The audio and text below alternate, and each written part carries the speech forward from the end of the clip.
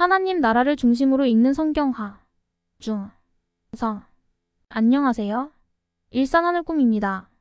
성경을 무조건 창세기부터 읽으면 많이 어렵습니다. 대부분의 학자들이 주장하는 바 하나님 나라를 주제로 성경 배경의 시간 순서대로 읽어내야 합니다. 우리는 목회자, 신학자가 아니기에 핵심 주제를 중심으로 간단히 살핀 후 읽겠고요. 대신 중요한 개념은 계속 반복하겠습니다. 또 모든 말씀을 읽는 것도 중요하지만 가이드를 잘 받아서 핵심 구절 위주로 읽는 것을 추천합니다. 함께하는 분들의 샬롬을 기원합니다. 계시록에는 논란이 되는 여러 토픽들이 있습니다. 그 중에 하나가 휴거이죠. 하룻바쪼. 헬라어로 하룻바쪼인데 채어 올라간다 이 뜻이죠. 바울의 서신에 나옵니다.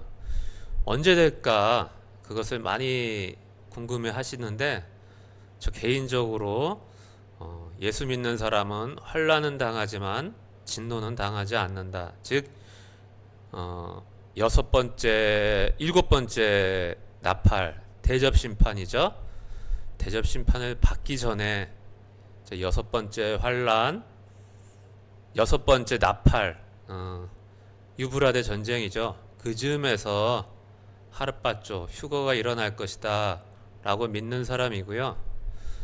또 하나 우리 예수 믿는 분들은 천년왕국에 대해서 그다지 관심이 없고 또 천년왕국을 말하면은 이단시하는, 왜냐하면 이제 제7일 안식교가 그 이야기를 많이 하니까 한 분들도 있는데 이제 옛날에 오래전에 이제 신앙생활 하신 분들이 좀 그런 경향이 많으신데 그렇지 않습니다. 제가 믿기로 하나님은 이 물질 세계에 관심이 많으십니다.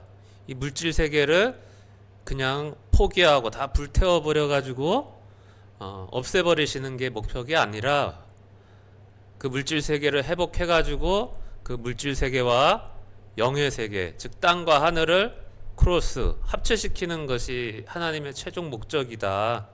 그렇기 때문에 인류의 역사를 7천년으로 나눠 생각할 때 6천년 동안의 이제 인간의 역사, 땅의 역사가 진행되다가 마지막 7천년, 1000년 동안 예수와께서 이 땅에 재림하셔서 땅을 온전히 회복하신 다음에 비로소 하늘과 땅이 크로스되고 그래서 새로운 세상으로 가게 된다.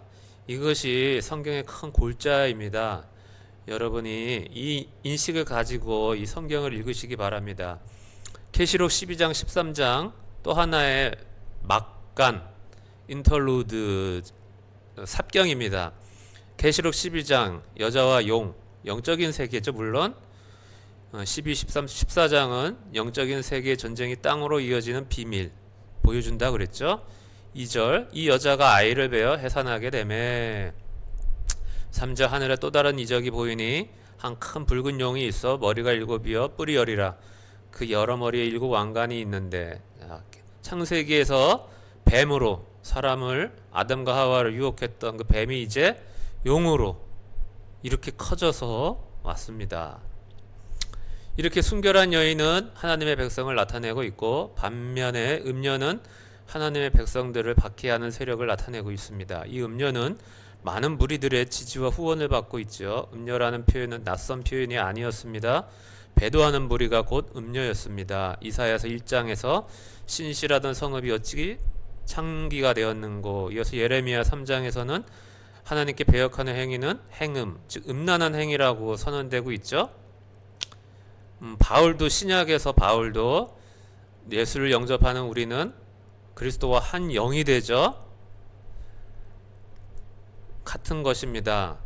둘이지만 하나이게 되는 것처럼 부부가 우리가 하나님의 영이 오시면 하나님의 영과 한 영이 되는 것입니다. 마치 부부처럼. 그렇기 때문에 하나님께서는 당신의 백성을 향해서 결혼한 신부로서 생각한다 이 뜻으로 우리가 받아들이면 되겠죠. 둘이 한 몸이 될지니라 했던 그것을 배경으로 말씀을 드리는 겁니다. 그래서 하나님의 말씀에 불순종하며 정치적인 세력에 타협하거나 그 세력의 손을 잡는 행위를 음녀다, 영적 간음이다 라고 하는 것입니다. 음녀 바벨론은 하나님께 불순종하는 순결하지 않은 여인, 즉 배도한 교회를 말하고 있습니다. 이 마지막 때 이제 이 배도한 교회가 많이 드러날 것이다. 저의 개인적 견해로 첫 번째 나팔이 부러지면서 하얀 말이 등장하죠. 미혹, 어마어마한 미혹이 등장하면서 많은 사람들이 배도의 길을 가지 않을까 저는 추측해 봅니다. 계시록 17장 1절 일곱 대접을 가진 일곱 천사 중 하나가 내게 와서 말하여 이르되 이리로 오라. 많은 물 위에 앉은 큰 음녀가 받은 심판을 내게 보이리라. 순결한 처녀와 대비되는 음녀. 예레미야에서 2장 2절 가서 예루살렘의 귀에 외칠지니라. 여호와께서 이와 같이 말씀하시기를 내가 너를 위하여 네 청년의 인애와 내 신혼 때의 사랑을 기억하노니. 하나님은 신의 산을 결혼식으로 생각하셨다. 알 수 있죠. 민수기 14장에서도 너희의 자녀들은 너희의 반역, 원어로 보면 음행입니다. 음행의 죄를 진다. 음행은 항상 대가를 지불하게 되죠. 당사자 그리고 그 자녀들이 대가를 지불하게 됩니다. 계시록 12장 2절입니다. 이 여자가 아이를 베어 해산하게 됨에 아파서 애를 쓰며 부르짖더라. 하늘에 또 다른 이적이 보이니 붉은 용이 있어 머리가 7이여 뿔이 10이라. 이 다 다니엘서에 나오는 그 제국들의 합체죠. 그 여러 머리에 7 왕관이 있는데 그 꼬리가 하늘의 별 3분의 1을 끌어다가 땅에 던지더라. 용이 해산하려는 여자 앞에서 그가 해산하면 그 아이를 삼키고자 하더니 여자가 아들을 낳으니 장차 철장으로 만국을 다스릴 남자라. 그 아이를 하나님 앞에 그 보좌 앞으로 올려가더라. 자, 우리는 이렇게 하고 6장까지 5장 6장을 읽고 다음에 7절로 바로 된다고 하지만 모네 목사님은 여기에 시간적 공간이 있다라고 말하는 거죠. 2000년의 시간의 공백이. 자, 이제 계시록과 연관되는 거죠. 7절부터는 하늘에 전쟁이 있으니 미가엘과 그의 사자들이 용과 더불어 싸울세. 다섯 번째 나팔 울릴 때 사탄이 타락한 천사죠. 미가엘과 싸우다가 땅에 떨어진다고 그랬죠. 네.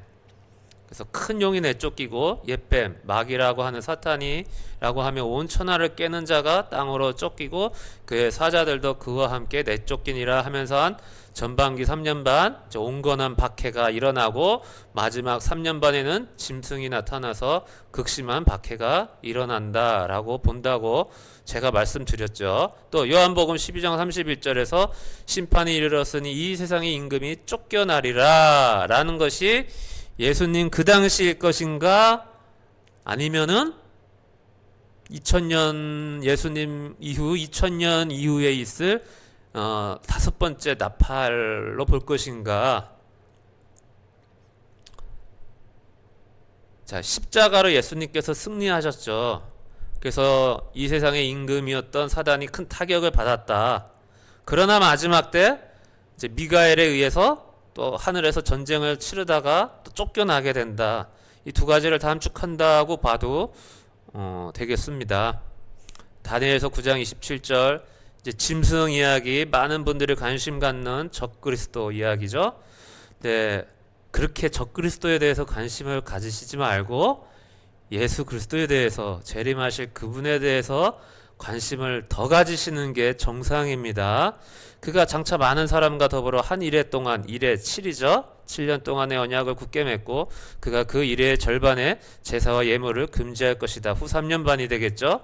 또 포악하여 가증한 것이 날개를 의지하여 설 것이며 이미 정한 종말까지 진노가 황폐하게 하는 자에게 쏟아지리라. 진노라고 그랬죠. 예수 믿는 사람은 환난은 당하지만 진노는 당하지 않는다고 그랬죠. 계시록 12장 17절 그 여자의 남은 자손 곧 하나님의 계명을 지키며 예수의 증거를 가진 자들과 더불어 싸우려고 바다 모래 위에 서 있더라. 14만 4천의 나머지인 듯 아마 이게 이제 여섯 번째 나팔 유브라데 전쟁을 배경으로 하고 있지 않을까 저의 개인적 추측입니다.